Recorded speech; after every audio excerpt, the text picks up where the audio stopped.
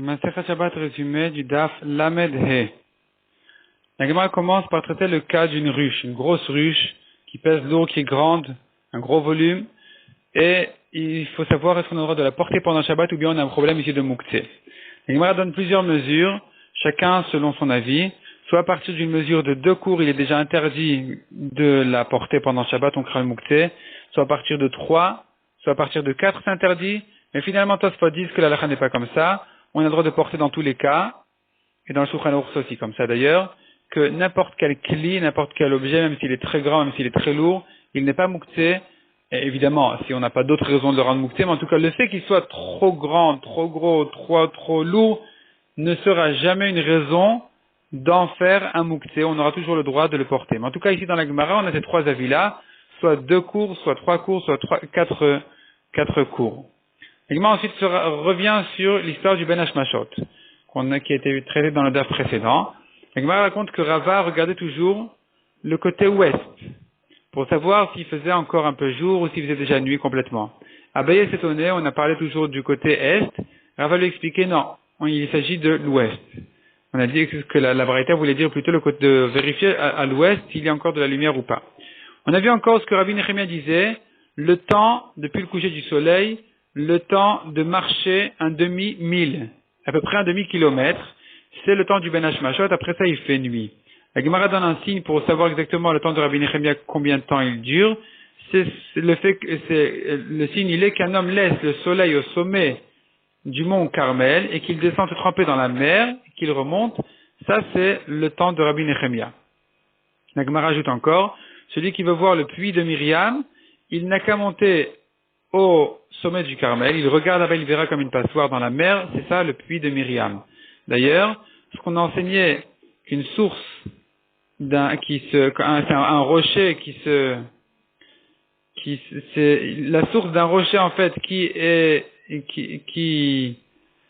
bouge, c'est pur, c'est le puits de Myriam. C'est-à-dire on ne considère pas ça comme un kli qui est tamé, on considère ça comme vraiment une source, c'est le puits de Myriam qui malgré que c'était un rocher qui tournait, qui roulait tout le temps, il est quand même tahor, on a le droit même de se tremper dedans.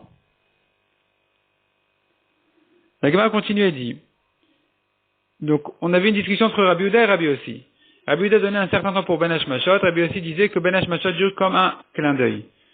Et la Gemara vient préciser que Rabbi Yossi, son temps de Ben Hashmashot, qui est si court, il ne vient que après que se termine tout le Ben Hashmashot de Rabbi Yehuda. Il n'est pas inclus dedans, il n'est pas à la fin du Ben Hashmashot de Rabbi Yehuda, il ne vient qu'après que se termine tout le Ben Hashmashot de Rabbi Yehuda. Et donc, d'après Rabbi Yossi, les Kohanim peuvent se tremper pendant ce qui s'appelle Ben Hashmashot selon Rabbi Yehuda. Ça s'appelle qu'ils se sont trempés encore en plein jour, et donc au coucher du soleil, et donc Ben Hashmashot arrive la nuit, et ils sont purs.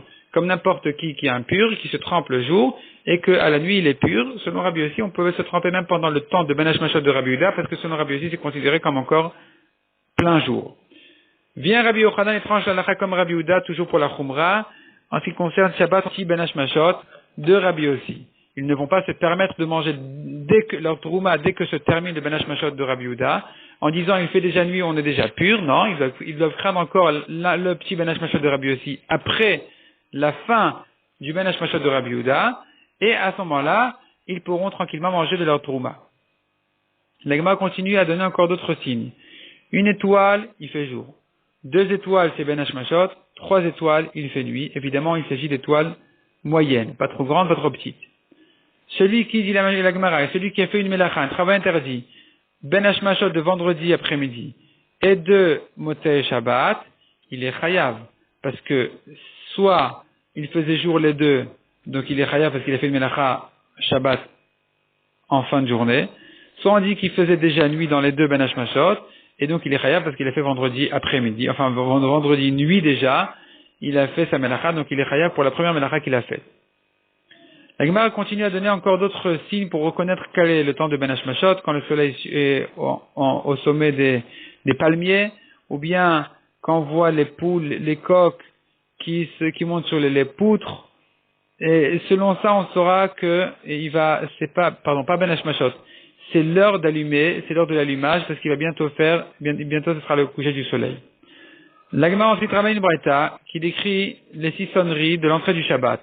Donc on sonnait du shofar 6 fois, on faisait tkiya, trois tkiya, et encore une fois tkiya, trois tkiya, pour signaler que Shabbat rentre.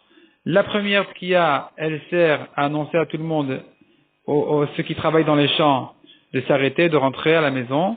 La deuxième, elle sert à annoncer qu'il faut fermer les magasins, et la troisième, à allumer la bougie. Selon Rabbi Inatan, selon Rabbi Danassi, par contre, la troisième, c'est pour enlever les tefilines, et la quatrième, qui vient quelques minutes plus tard, elle sert justement à annoncer que Shabbat rentre. Donc après ça, on fait encore une fois, après cette troisième, on attend un petit moment, et on fait encore une fois encore 3 sonneries, pour annoncer que Shabbat est vraiment rentré.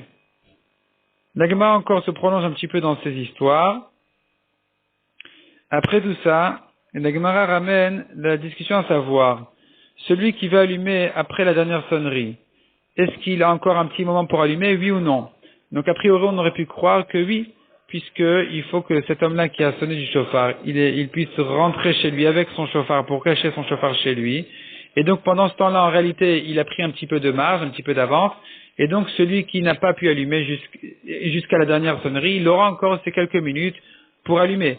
Mais la Gemara repousse en disant non, celui qui sonne du chauffard, sur le toit où il se tient, donc à l'endroit au centre-ville, il a un endroit pour cacher son chauffard, et donc il sonne, il cache son chauffard immédiatement, c'est Shabbat. Donc on ne peut pas allumer après lui. La Gemara dit que la raison qu'il doit cacher son chauffard, c'est parce que le chauffard il est mouktsé pendant Shabbat, et de là la Gemara rentre dans une discussion à savoir est-ce que le chauffard ou les trompettes c'est mouktsé ou pas mouktsé, et ça se prolonge donc dans le daf suivant.